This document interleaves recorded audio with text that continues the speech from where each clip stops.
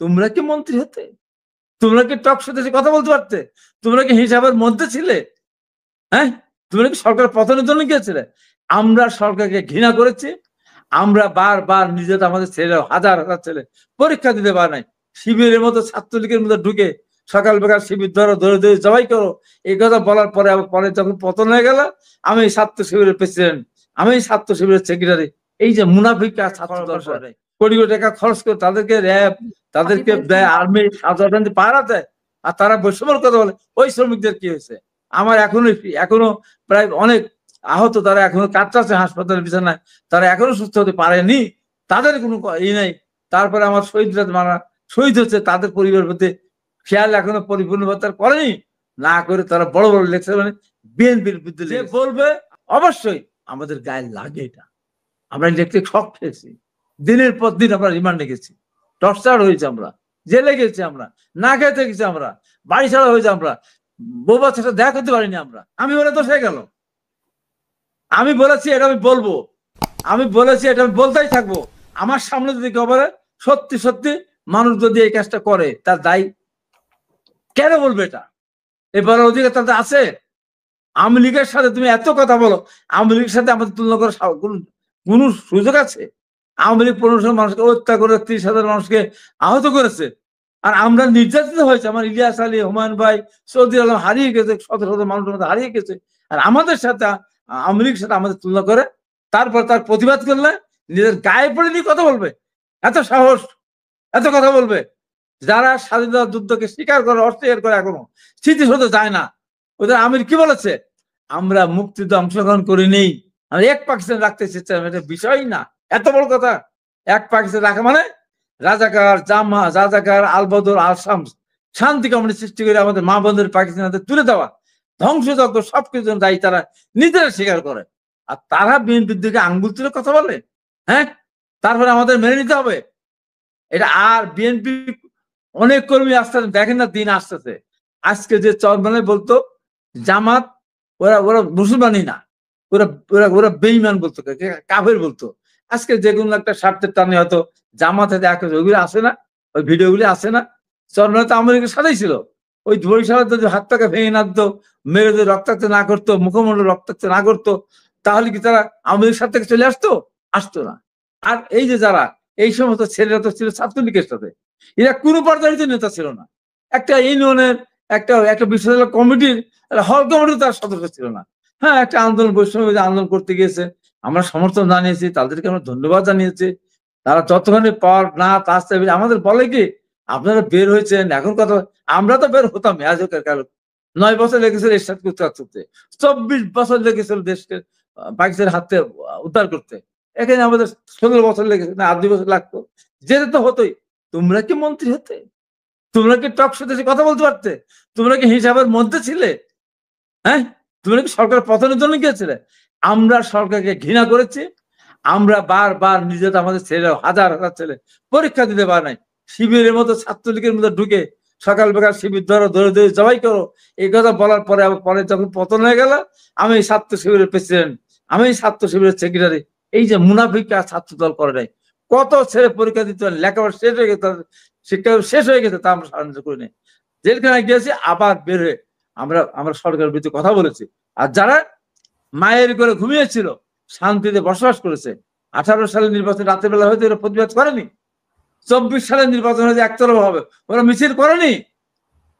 ওরা বরঞ্চ ওই সরকারের সাথে কথা বলার জন্য, আপোষ করার জন্য, প্রধানমন্ত্রী দেখা করার জন্য প্রাণান্ত চেষ্টা করেছে, উপাধির কথা দেখা করার জন্য দিন রাত চেষ্টা করেছে। প্রধানমন্ত্রী পাত্তা দেয়নি, উপাধির কথা দেখা করেনি। শেষ পর্যন্ত রাষ্ট্রপতি শাহাবুদ্দিন সাহেবের কাছে স্মারকলিপি দিয়ে দুধের ঘোলের মিটানোর মতো ব্যবস্থা করলো। আর তারা বলে আজকে বিএনপির বিরুদ্ধে তারা কথা বলে, আমরা নাকি আওয়ামী লীগকে, আমরা নাকি ভোটের জন্য কথা বলা হলো, বৈষম্যের বিরুদ্ধে কথা বলে। কোথায় বৈষম্য আছে? আজকে বৈষম্য, কত বড় বৈষম্য!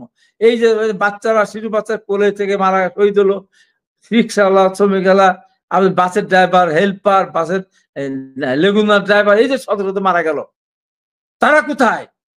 আজকে বৈষম্যের বিরুদ্ধে কথা বলে এই জায়গায় তাদেরকে সরকার প্রধান চেয়েছিল। আজকে তারা মন্ত্রী, তারা রোড মার্চ করে, লং মার্চ করে, কি পদযাত্রা করে, শত শত টাকা কোটি টাকা কোটি কোটি টাকা খরচ করে তাদেরকে র্যাব, তাদেরকে দেয় আর্মি, সাধারণ পাহারা দেয়, আর তারা বৈষম্যের কথা বলে। ওই শ্রমিকদের কি হয়েছে? আমার এখনো প্রায় অনেক আহত, তারা এখনো কাটছে হাসপাতালের বিছানায়, তারা এখনো সুস্থ হতে পারেনি, তাদের কোনো ই নাই। তারপরে আমার শহীদরা মারা শহীদ হচ্ছে, তাদের পরিবারের প্রতি খেয়াল এখনো পরিপূর্ণভাবে করেনি, না করে তারা বড় বড় লেগেছে, মানে বিএনপির বিরুদ্ধে লেগেছে। আরে বাংলাদেশে বিএনপির মতো বিরাট সংগঠন কষ্ট ত্যাগ করে অত্যাচার নির্যাতন হয়ে এই অবস্থা ছিল, বারুদের মতো মানুষ জ্বলেছিল। তাই যখন তারা সামনে এসেছে, তাদের সাথে গিয়ে আমরা একসাথে পিছন থেকে আমরা, তাহলে আমাদের 5-7 হাজার মানুষ কেন অ্যারেস্ট হলো? আমাদের প্রায় 500-600 ছেলে বিভিন্ন অঙ্গ সহযোগী সঙ্গে কেন তারা শহীদ হলো? আমরা যদি মাঠে নাই যাব? আমার ইশারা করে দেখেন তো, 12 তারিখ পর থেকে প্রতিদিন আমি বলেছি তোমরা আন্দোলন চালিয়ে যাও, তোমার সফল হবেই। যখন তারা আমাকে তো 90 সালে কত চেষ্টা করেছে ভাই, আমার জানে ভাই, ওই উনি জানবেন যে আমাকে বসানোর জন্য, কথা বলার জন্য টাকা, গাড়ি, বাড়ি, মন্ত্রিত্ব সব তো অফার করেছিল। আমি রাজি হই নাই। পরে বললো তাহলে বুলেট অপেক্ষা করছে আপনার জন্য। আমি ঠিক আছে। আর এরা ধরে নিয়ে গেল, সারা বিশ্ব দেখলো, বাংলাদেশ দেখলো, তার বাবা দেখলো, হারুনের ওখানে নিয়ে গেল ডিবি অফিসে। 3-4 দিন কি একটু বললো, তার বাবা মা বললো ভালোই খাওয়াচ্ছে আমাদের ছেলে মেয়েদেরকে, কি বললো, চিকিৎসা করে দিল।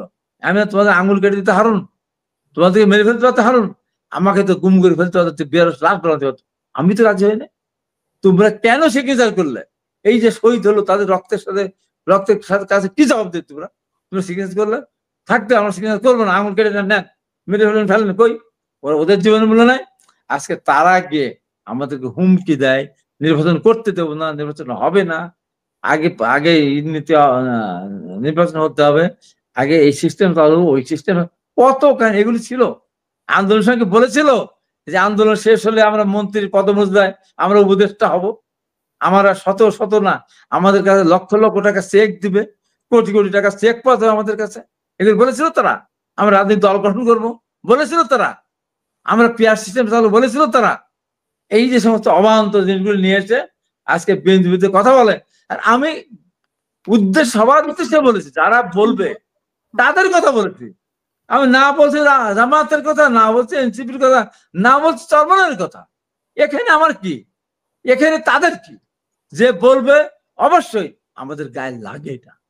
আমরা ইলেকট্রিক শক খেয়েছি, দিনের পর দিন আমরা রিমান্ডে গেছি, টর্চার হয়েছে, আমরা জেলে গেছি, আমরা না খেতে গেছি, আমরা বাড়ি ছাড়া হয়েছে, আমরা বউ বাচ্চার সাথে দেখা করতে পারিনি আমরা। আর আমাদেরকে বলবে, আমাদেরকে সাথে তুলনা করে বলবে নৌকা ধানেশি 2 সালের 1-20, আর তারপরে কথা বলবো না? আমি তাদের উদ্দেশ্য করে বল নাই, আমার বিরুদ্ধে যারা স্ট্যাটাস দিয়েছে, আমি বিনীত হয়ে বলতে চাই, ভালো করে পড়ুন, দেখুন, তারপরে আমার বিরুদ্ধে লিখুন। তারপর আপনি কথা বলেছি আপনার কথা।